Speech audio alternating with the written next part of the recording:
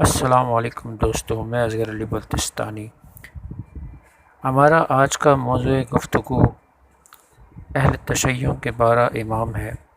یہ 12 امام کون ہیں اور انہیں کس نے شہید کیا، یہ سب آپ کو بتائیں گے، لیکن پہلے اس بات کی وضاحت کرتے چلیں کہ اہل بیت کے یہ 12 امام اہل تشیع کے نزدیک ہی معتبر نہیں، بلکہ اہل سنت بھی ان کا نام بڑے احترام و ادب سے لیتے ہیں اور ان سے عقیدت بھی رکھتے ہیں۔ ان کے نام اور ان کے احوال شہادت کچھ یوں ہیں۔ پہلے امام حضرت علی علیہ السلام۔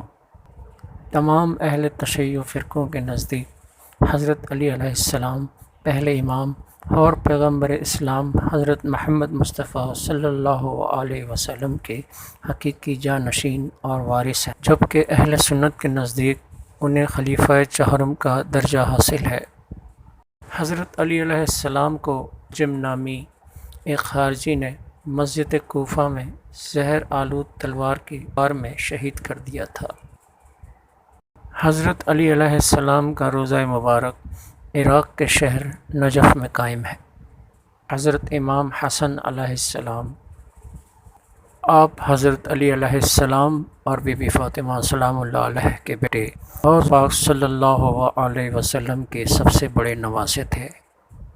امام حسن حضرت علی علیہ السلام کے بعد عوام الناس کے اتفاقی رائے سے مستند خلافت پر بیٹھے۔ آپ 7 مہینے تک خلافت کے عہدے پر فائز رہے، پھر ایک معاہدے کے تحت خلافت امیر شام کے سپرد کر دی۔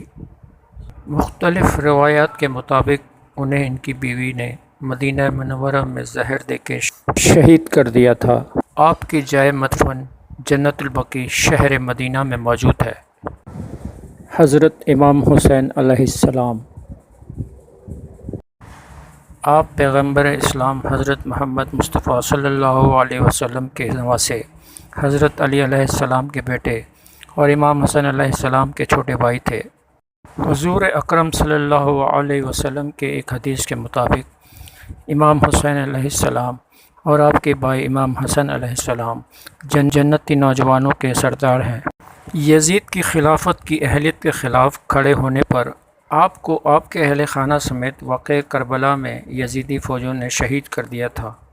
یہ تاریخ اسلام کا سب سے بڑا واقعہ ہے جس نے امت محمدیہ کو کئی حصوں میں تقسیم کر دیا تھا۔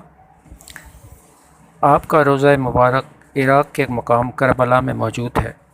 حضرت امام زین العابدین علیہ السلام، علی بن حسین جو امام زین العابدین کے نام سے مشہور ہیں، امام حسین علیہ السلام کے صاحبزادے تھے۔ آپ سانحہ کربلا میں زندہ بچ جانے والے واحد مرد تھے، کیونکہ اس وقت آپ شدید بیمار تھے، اس لیے جسد نہ لے سکے۔ آپ کو دیگر اسیران کربلا کے ہمراہ دمشق لے جایا گیا۔ بعد ازاں مدینہ میں مقیم رہ کر اپنے چند اصحاب کے ہمراہ خاموشی کی زندگی گزار دی۔ کی شہادت زہر دینے کے سبب واقع ہوئی، جو اس وقت کے خلیفہ ولید بن عبد الملک کے حکم سے دیا گیا تھا۔ آپ کی قبر بھی جنت البقیع مدینہ منورہ میں موجود ہے۔ حضرت امام محمد باقر علیہ السلام، آپ امام زین العابدین علیہ السلام کے بیٹے اور حضرت امام حسین علیہ السلام کے پوتے تھے۔ شیعہ اور سنی حضرات کے نزدیک امام محمد باقر علیہ السلام اپنے دور کے بہت بڑے عالم اور فقیہ تھے۔ واقعہ کربلا کے وقت آپ کی عمر صرف 3 سال تھی۔ اہل تشیع کے روایات کے مطابق امام محمد باقر علیہ السلام کو کے خلیفہ ہشام بن عبد الملک کے کہنے پر زہر دیا گیا تھا۔ آپ کا جائے مدفن بھی جنت البقیع مدینہ منورہ میں موجود ہے۔ حضرت امام جعفر صادق علیہ السلام، آپ اہل تشیع کے نزدیک چھٹے امام کی حیثیت رکھتے ہیں۔ امام جعفر صادق کی امامت تک اہل تشیع کے تمام فرقے ہی متحد نظر آتے ہیں۔ بعد ازاں آپ کے پیروکار کئی فرقوں میں تقسیم ہو گئے۔ جہاں ایک تعداد نے آپ کے بڑے بیٹے امام موسیٰ کاظم کو امامت کا حقدار مانا، وہیں بہت سے لوگ آپ کے بڑے بیٹے اسماعیل کی امامت کے حامی نظر آئے۔ جبکہ کچھ نے محمد الفتح کو اپنا امام چنا۔ اس شعبے میں امام ابو حنیفہ اور امام مالک آپ کے شاگرد رہے۔ آپ مشہور کیمیاء دان جابر بن حیان کے بھی استاد تھے۔ آپ کو عباسی خلیفہ المنصور کے حکم پر زہر دے کر شہید کیا گیا تھا۔ آپ کی جائے تدفین بھی مدینہ منورہ کے قبرستان جنت البقیع میں موجود ہے۔ امام موسیٰ کاظم علیہ السلام۔ امام جعفر صادق کی وفات کے بعد امام موسیٰ کاظم نے ان کی جگہ لی۔ آپ کے دور میں اہل تشیع کے کئی فرقے وجود میں آئے۔ آغا خانی اور مستعلی یعنی بوری آج بھی کافی مشہور ہے۔ البتہ اثنا عصری شیعہ امام موسیٰ کاظم کو اپنا ساتواں امام تسلیم کرتے ہیں۔ امام موسیٰ کاظم نے اپنے دور میں مریدوں کا باقاعدہ نظام بنایا۔ عباسی خلیفہ ہارون رشید نے بغداد میں آپ کو پابند سلاسل کیا اور اسی طویل قید کے دوران آپ کو زہر دے کر شہید کیا گیا۔ آپ کا روضہ عراق کے قصبے کاظمین میں واقع ہے۔ حضرت امام علی رضا علیہ السلام۔ امام علی رضا علیہ السلام اہل تشیع کے نزدیک 8ویں امام کا درجہ رکھتے ہیں۔ آپ ادبی دور کے ایک بہت بڑے عالم اور فقیہ تھے جو مسلم اور غیر مسلم سے مناظروں میں بے انتہا مشہور تھے۔ آپ کے دور کے خلیفہ مامون رشید نے عوام الناس میں مقبولیت پانے کے لیے آپ کو اپنا ولی عہد نامزد کیا، لیکن جب اس نے حضرت امام علی رضا علیہ السلام کی مقبولیت کو دو چند ہوتے دیکھا تو فوری انہیں خاموشی سے زہر دے کر شہید کر دیا۔ آپ کا روضہ ایران کے شہر مشہد میں موجود ہے۔ حضرت امام محمد تقی علیہ السلام۔ آپ اہل تشیع کے نزدیک 9ویں امام کا درجہ رکھتے ہیں۔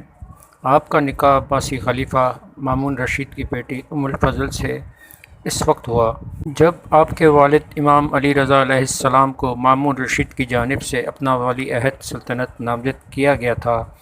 اپنے والد کی شہادت کے بعد آپ واپس اپنے اہل و عیال کے ہمراہ شہر مدینہ آ کر مقیم ہو گئے۔ آپ اپنے اسلاف کے مانند ایک درپیش صفت انسان تھے، جبکہ آپ کی زوجہ ام الفضل ایک بادشاہ کی بیٹی ہونے کی وجہ سے انتہائی تفت و احتشام میں پلی بڑھی تھی۔